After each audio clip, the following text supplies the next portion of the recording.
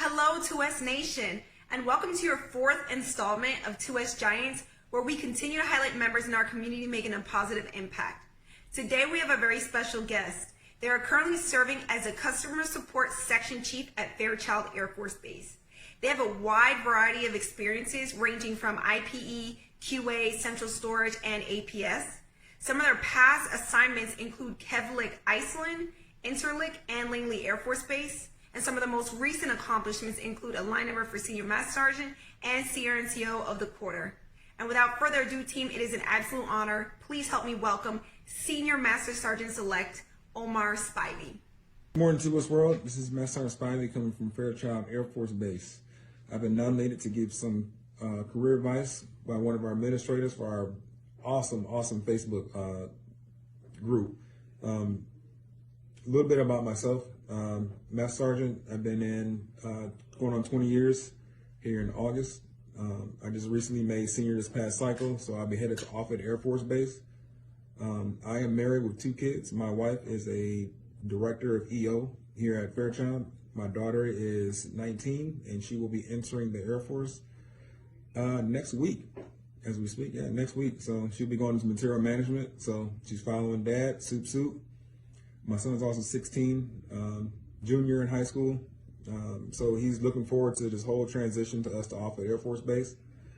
So I had picked a couple of questions that I need to just kind of give my advice on. All right, Senior, let's get into it. First question, what advice would you give a brand new tech schooler entering the operational Air Force? It's grow where you're planted.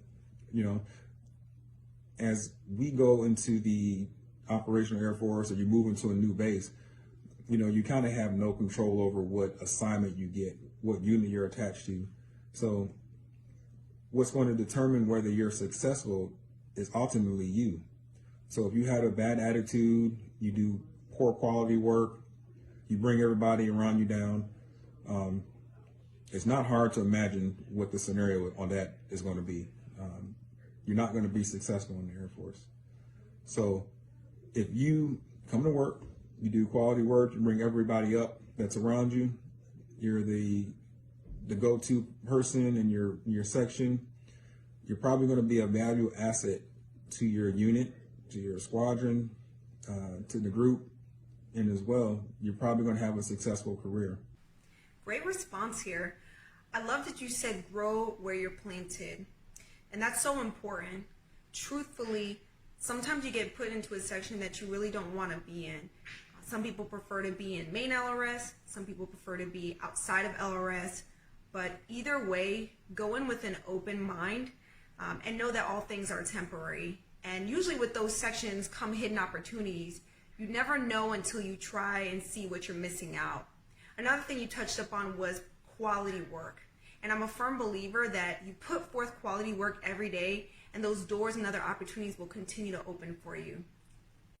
All right, next question. What is your favorite failure story? This one for me was, I had so many failures in my Air Force career, but I think the one that pretty much got me to thinking about it was when I was a tech sergeant and I had tested for master my 4th time, and I did all the work and everything along those lines, and I tested, and I took about 2 weeks off just to study, and I tested, and I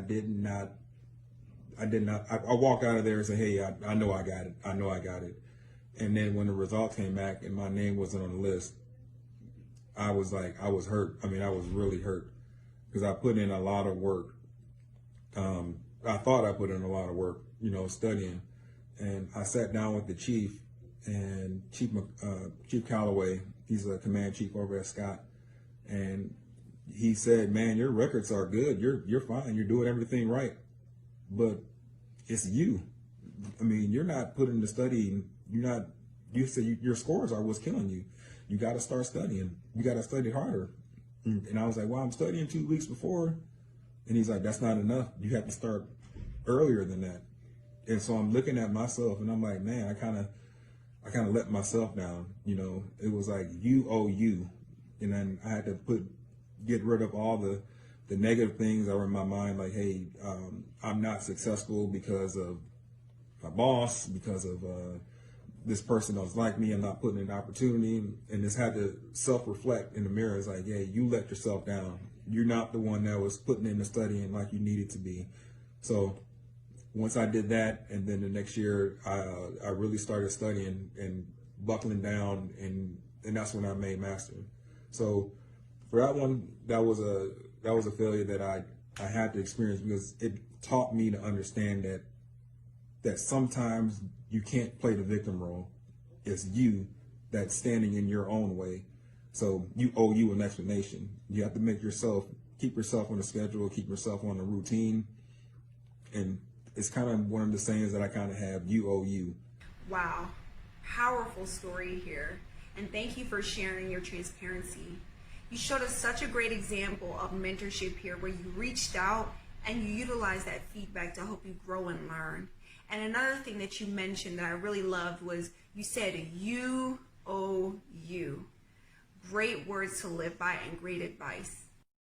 All right, sir, last question. What do you do when you feel overwhelmed or lose focus? I talk to my wife. And I vent to her. And once I get my venting out, I kind of understand what I'm going through and what's happened to me. And then I get back on it. You know, I can't stop. You know, I have people depending on me. I have my family, for one, depending on me. And I have airmen and NCOs here that are also dependent on me.